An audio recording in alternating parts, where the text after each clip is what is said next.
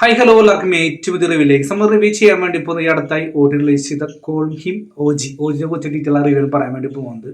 ഈ ചിത്രം ഞാൻ തിയേറ്ററിൽ കാണാൻ വേണ്ടി ആഗ്രഹിച്ച ഒരു കാര്യം തന്നെയായിരുന്നു. പക്ഷെ എന്താ പറയുക, പല കാരണങ്ങൾ കൊണ്ടോ നമ്മുടെ നാട്ടിൽ ചില സ്ഥലത്തൊന്നും ഇത് റിലീസിനുണ്ടായിരുന്നില്ല. കാരണം ടീസറൊക്കെ അത്യാവശ്യം അല്ല ട്രെയിലറിന് അത്യാവശ്യം ഇമ്പാക്റ്റ് ഉണ്ടാക്കാൻ സാധിച്ചിരുന്നു. ഒരു പക്ഷേ ഇത് റിലീസ് കണ്ടപ്പോൾ എനിക്ക് തോന്നുന്നു അന്ന് തിയേറ്റർ മിസ് ആക്കി ചെയ്തു വളരെ നല്ല കാര്യമായിട്ട് എനിക്ക് തോന്നുന്നുള്ളൂ. കാരണം വേറെ നല്ല നമുക്ക് അതിലോട്ട് കടക്കാം. ഓജിയെ കുറിച്ച് പറഞ്ഞ സുജിത്താണ് ഡയറക്ഷനും തിരക്കഥയും ചെയ്തത്. സുജിത്തും ചിത്രം സ്വാഹയായിരുന്നു. നമുക്ക് എല്ലാവർക്കും ഒരു സ്വാഹ പോലെ പൊട്ടിപ്പൊളിഞ്ഞിട്ടുള്ള ഒരു ഫിലിം ആയിരുന്നു. പക്ഷെ പടത്തിന്റെ ഒരു ഡയറക്ഷനും വേറെ ലെവലിലേക്ക് അദ്ദേഹം കൊണ്ടുവച്ചിരുന്നു. അപ്പോൾ ഇത് പക്ക ഒരു ഫാൻ ബോയ് പടമാണ്. പവൻ കല്യാണാണ് നായകനായിട്ട് വന്നിട്ടുള്ളത്. അതുപോലെ തന്നെ ഇമ്രാൻ ഹാഷ്മി നമ്മുടെ ഹിന്ദി നടൻ, അതുപോലെ തന്നെ സുദേവ് നായർ, അർജുൻ ദാസ്, പ്രകാശ് രാജ്, പ്രിയങ്ക അരുൾ മോഹൻ തുടങ്ങിയപ്പോൾ തന്നെ ഭയങ്കര കാസ്റ്റിംഗായി വരുന്നുണ്ട്. അപ്പോൾ അത്രയുടെ കാസ്റ്റിംഗ് ഉണ്ട്. നല്ല ക്വാളിറ്റി ആയിട്ടുള്ള ഒരു കാസ്റ്റിംഗ്, മലയാളികളെല്ലാം കൊണ്ട് തന്നെ സമ്പന്നമായിട്ടുള്ള ഒരു പടം തന്നെയാണ് ഓജി എന്ന് പറയുന്ന പടം. ഓജി പക്ക ഒരു ഗാങ്സ്റ്റർ പടമായിട്ടാണ് കൊണ്ടുവരാൻ ശ്രമിച്ചിട്ടുള്ളത്. അതായത് പവൻ കല്യാൺ അവതരിപ്പിക്കുന്ന ഒരു ഗാങ്സ്റ്ററാണ്. ട്രീസർ ട്രെയിലർ കണ്ട വ്യക്തമാണ്. അപ്പോൾ അദ്ദേഹം എന്താ പറയുക, പണ്ടത്തെ ഒരു ഗാങ്സ്റ്റർ അല്ലെങ്കിൽ പഴയൊരു കാലഘട്ടത്തിലേക്ക് എല്ലാം വിട്ടും ഒരു ഫാമിലിയോടൊപ്പം ജീവിക്കുന്നു. പക്ഷെ അദ്ദേഹത്തിന്റെ കുടുംബത്തിന് എന്തെങ്കിലും സംഭവിച്ചു കഴിഞ്ഞാൽ അദ്ദേഹം വീണ്ടും ഇറങ്ങുന്നു. അതാണ് ഓജി.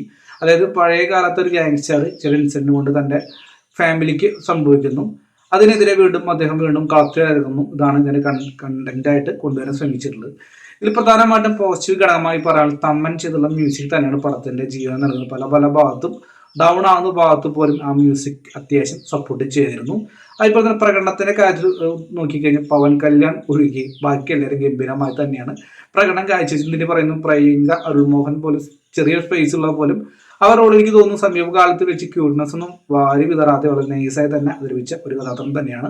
സുദേവ് നായരെ കുറിച്ച് എടുത്തു പറഞ്ഞ ഗംഭീരമായിട്ടുള്ള പ്രകടനം തന്നെയാണ്. എനിക്കൊന്നും ഭീഷ്മപർവം പതിറ്റാറായിട്ടുള്ള ഒരു കഥാപാത്രം തന്നെയാണ് ഇതിലും ചെയ്തു വെച്ചിട്ടുള്ളത്. ഒരു ഓക്കെ ലെവൽ തന്നെയായിരുന്നു. അർജുൻ ദാസിന് പിന്നെ കാര്യമായിട്ടൊന്നും തന്നെ ചെയ്യാനില്ലെങ്കിൽ പോലും ചെറിയൊരു കഥാപാത്രത്തിലൂടെ തന്നെ മുന്നോട്ട് പോയി.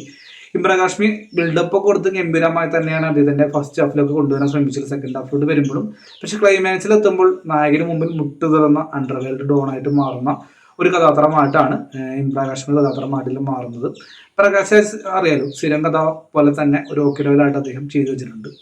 ഞാൻ പറഞ്ഞപ്പോൾ തന്നെ ഇതിന്റെ ഏറ്റവും വലിയ നെഗറ്റീവ് കഥകളിലോട്ട് കടക്കുമ്പോൾ എനിക്ക് പറയാനുള്ളത് ഇതിന്റെ തിരക്കഥ തന്നെയായിരിക്കും ഏറ്റവും വലിയ നെഗറ്റീവായി എനിക്ക് പറയാനുള്ളത്. കാരണം ഇതിലൊട്ടും തന്നെ ഒരു സ്റ്റോറി മുന്നോട്ട് പോകുന്നത് നമ്മൾ കണ്ടു പഴകിയിട്ടുള്ള അതേ ഒരു ടാബ്ലറ്റ് തന്നെയായിരുന്നു ഇതിന്റെ ഏറ്റവും വലിയ മോശമായിട്ടുള്ള ഒരു തിരക്കഥ. കാരണം കാണുന്ന പ്രശ്നം കാണുമ്പോൾ ആ ഒരു ഒരു ഒരു സുഖം കിട്ടുന്നില്ല. അത് തന്നെയാണ് ഏറ്റവും വലിയൊരു പോരായ്മയായിട്ട് എനിക്ക് പറയാനുള്ളത്. കാരണം ഇതിലും പ്രധാനമായിട്ടും നെഗറ്റീവിലോട്ട് കിടക്കുമ്പോൾ നമ്മുടെ നായകനെ കുറിച്ച് പറയണം. പവൻ കല്യാണിന് പകരം മറ്റൊരു നടനായിരുന്നു പക്ഷേ കുറച്ചും കൂടി ഒരു ഇൻട്രസ്റ്റിംഗ് അല്ലെങ്കിൽ കഥാപാത്രം കുറച്ചും കൂടി കമേഴ്ഷ്യലാണെങ്കിലും ഒന്നുകൂടി റിച്ച് കിട്ടിയെന്ന് പറയാൻ സാധിക്കുള്ളൂ. കാരണം വേറെ അദ്ദേഹം പല പല ഭാഗത്തും എക്സ്പ്രഷൻ പോലും കഷ്ടപ്പെട്ടിടുന്ന പോലെയാണ് എനിക്ക് തോന്നിയിട്ടുള്ളൂ. അതൊട്ടും തന്നെ ഒന്നും ഇല്ലാത്തൊരു നിർഗുണനായിട്ടുള്ള ഒരു കഥാപാത്രമായിട്ടാണ് ഇതിൽ വന്നിട്ടുള്ളത്. പക്ഷെ ആ കഥാപാത്രം അത്രയും പവർ ഉണ്ട്. കാരണം ഈ കഥാപാത്രത്തിന് കുറെ ബിൽഡപ്പ് കൊടുക്കുന്നു, വീണ്ടും കാണിക്കുന്നു, കുറെ ബിൽഡപ്പ് കൊടുക്കുന്നു, വീണ്ടും കാണിക്കുന്നു.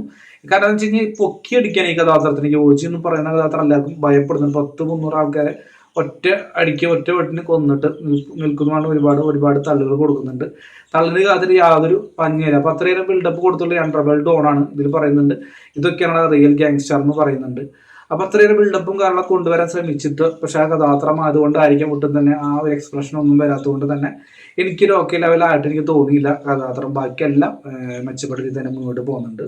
അപ്പോൾ ഓജിയെ കുറിച്ച് പറയുമ്പോൾ എനിക്കൊരു ഏവറേജ് അനുഭവമായിട്ട് മാത്രമാണ് തോന്നിയിട്ടുള്ളൂ. കാരണം നമ്മൾ OT റിലീസ് ചെയ്തുകൊണ്ടാണ് വളരെ കൂടുതലായി ഡീറ്റെയിൽ ആയി തന്നെ പറയാത്തത്, സിമ്പിളായി പറഞ്ഞു പോകുന്നത്. അപ്പോൾ തീർച്ചയായിട്ടും ഓജി എന്ന് പറഞ്ഞ ഇത്തരം നമ്മുടെ നെറ്റ്ഫ്ലിക്സിലൊക്കെ ലഭ്യമാണ്. കാണാത്തവരുണ്ടെങ്കിൽ അജിതം കണ്ടു നോക്കി നിങ്ങളുടെ അഭിപ്രായം കമന്റ് ബോക്സിൽ രേഖപ്പെടുത്തുക. എന്തായാലും ഓജി 2 വരുന്നുണ്ട്, നമുക്ക് ആദരിക്കാം. അണ്ടർവേൾഡ് ഡോൺ ഒക്കെ ആയിട്ട് ഇതിൻ്റെ ഇടയ്ക്ക് നമ്മുടെ എന്താ പറയുക ഒരു കൊറിയനും ജപ്പാനിൽ വരുന്ന ഇന്റർനാഷണൽ ഡോണൊക്കെ വരുന്നുണ്ട്. സെക്കൻഡ് പാർട്ടിലൊക്കെ ആയിരിക്കാം. ഒരു കഥാപാത്രമൊക്കെ നമ്മുടെ എമ്പുരാൻ കൊണ്ടുവരുന്നുള്ള ഹുമായിഷ ആ കഥാപാത്രത്തിലൊക്കെ ഒരു ചൈനക്കാരനെ കൊണ്ടുവരുന്നുണ്ട്. ഇതിൽ ഡ്രാഗനും അതുപോലെ തന്നെ ബ്ലാക്ക് സ്കോഡിനൊക്കെ കൊണ്ടുവരാൻ ശ്രമിക്കുന്നുണ്ട്. എന്തായാലും സെക്കൻഡ് പാർട്ടിലേക്ക് ആയിരിക്കാം ഈ കഥാപാത്രം എന്താണെന്ന് പറയാൻ സാധിക്കുള്ളൂ. ഇതൊരു ജപ്പാൻ ജനിച്ചു വളർന്നിട്ടുള്ള കഥാപാത്രമായിട്ടാണ് പവൻ കല്യാൺ വന്നിട്ടുള്ളത്. പക്ഷെ എങ്ങനെയാണ് അവിടെ എത്തിയത് അല്ലെങ്കിൽ അദ്ദേഹത്തിന്റെ മുൻജന്മം കാര്യങ്ങളൊക്കെ എന്താണ് കൊണ്ടുവരാൻ ശ്രമിക്കുന്നത് നമുക്കറിയില്ല. എന്തായാലും എൻ്റെ സെക്കൻഡ് പാർട്ട് വരുന്നുണ്ട്. വന്നാൽ എന്ത്, വന്നില്ലെങ്കിൽ എന്ത്. ബൈ.